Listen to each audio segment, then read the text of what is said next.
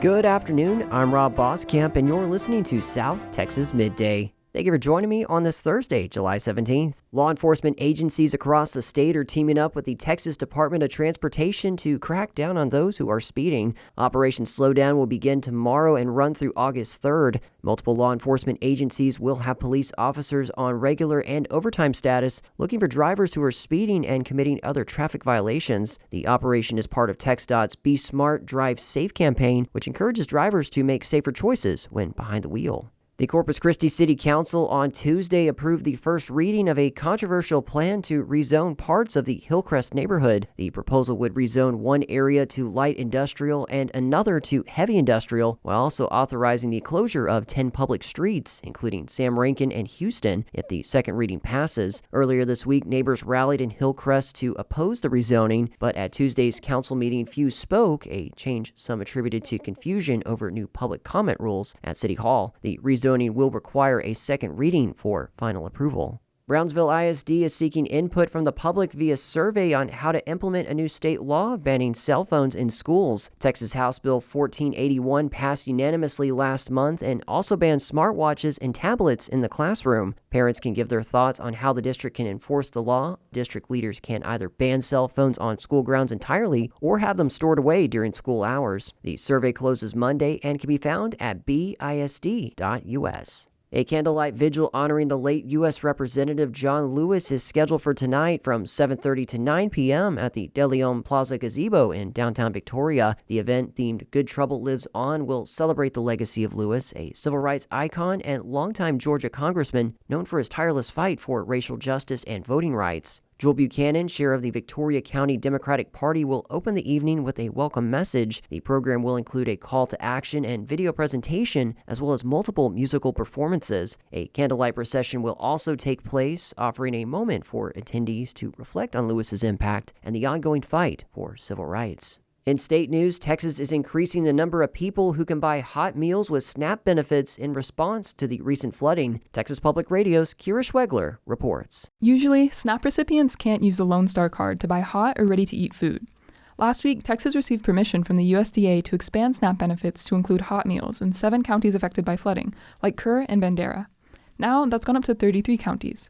Michael Guerra, Chief Philanthropic Officer at the San Antonio Food Bank, praised the decision. If you think about it, if you are a low-income household and you were displaced, it's tough to get the raw ingredients to cook at home because you might not be at your home. You might not have a home. So this allows a low-income family who is displaced to still use some of those SNAP dollars and get prepared foods, which is a very, very good thing. The temporary SNAP expansion will last until August 14th. It does not change SNAP eligibility. I'm Kira Schwegler in San Antonio. The Warriors Weekend organization in Victoria honored the victims from the Hill Country flooding with a memorial demonstration at the Field of Honor recently. Volunteers put up over 130 Texas flags in memory of those who died during the Independence Day floods in Central Texas. Colonel Mike Petrosh said the losses, even those who weren't native Texans, deserve to be memorialized with Texas flags after losing their lives on state soil. The flags were formerly used as a first responders memorial until the organization lost volunteers during the COVID-19 pandemic. Petrosh said it made sense to use those flags to honor those who died in the recent devastation.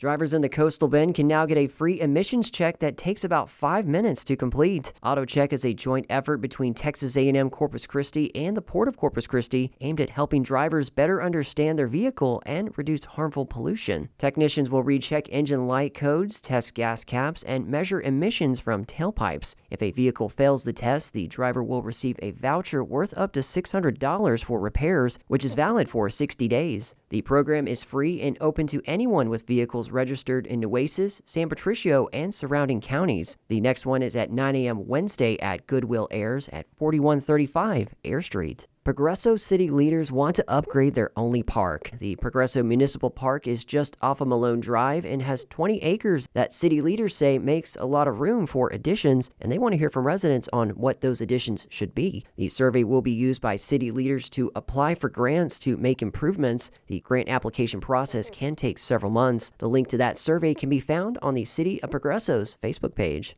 Local poet Michael Quintana recently published his first collection of poetry, titled The Silence Holds Us Together. He spoke with KEDT's Emily Salazar about the love, loss, and writer's block that helped create the project. I fell in love when I wasn't supposed to. I need you to know that about my heart, because it once belonged to you. And in the knowing, it might make it harder to forget. And should you ever feel the shape of it again, you might be able to recognize the beating it takes for you. It's a scary feeling when something that used to feel second nature suddenly seems foreign and out of reach. For Michael, writing has been a creative escape and therapeutic hobby since he was a kid growing up in Salinas, California. I grew up very poor. I grew up in Section 8 housing, and it was really not the most comfortable situation growing up, right?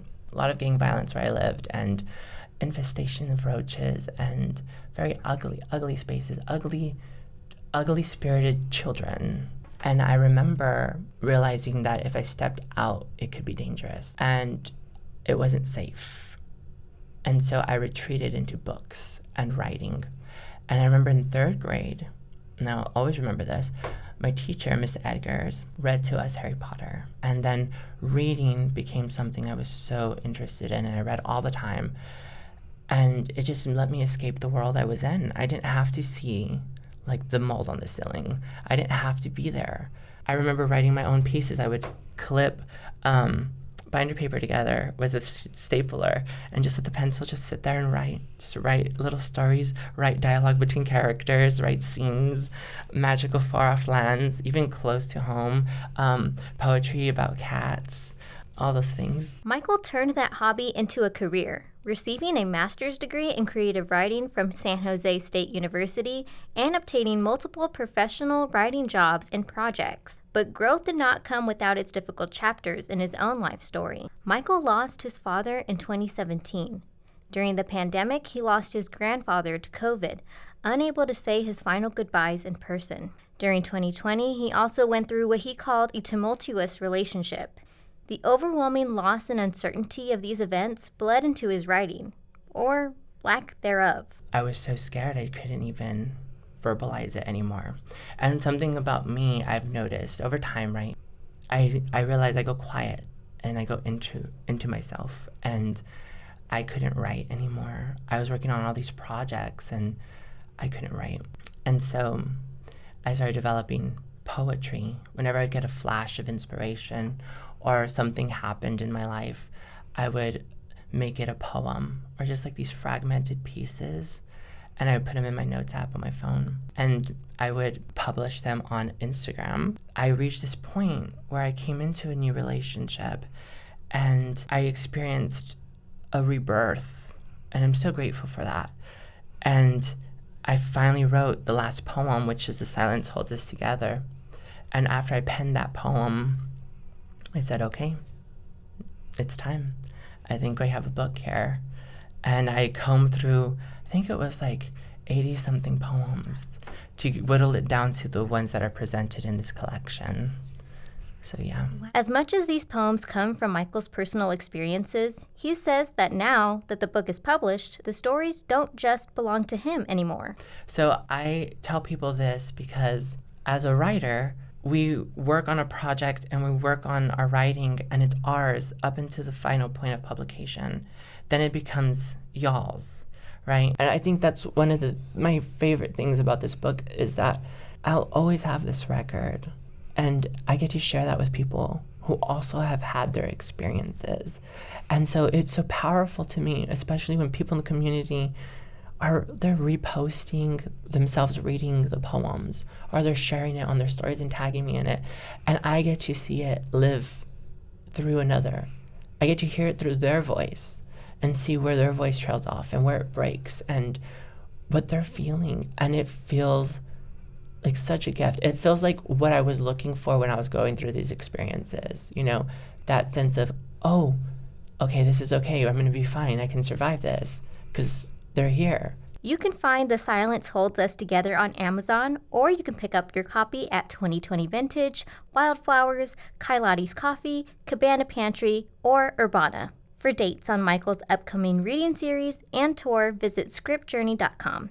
For KEDT News, I'm Emily Salazar. Yesterday, the Camp of McAllen held a grand opening ceremony for their newest campground. Camp McAllen, located at 8701 North 23rd Street, is a 20-acre campground that comes with a walking trail, archery range, 3 piers for fishing and boating, and a meadow. The city said Camp McAllen, which aims to enhance the quality of life for residents and visitors, was 2 years in the making and cost nearly $1.87 million. People can also camp overnight and rent the equipment on site. The camp officially opens this Tuesday. And you can celebrate Christmas in July at the annual Nativity exhibit in Port Lavaca. This free event features more than 1,000 nativity scenes from around the world. It runs July 25th through the 27th from 10 a.m. to 6 p.m. at the Red Barn at 3187 Highway 35. More details can be found on their Facebook page. And that is the latest news and information on South Texas Midday. I'm Rob Boskamp. Your community arts calendar and more is on the way.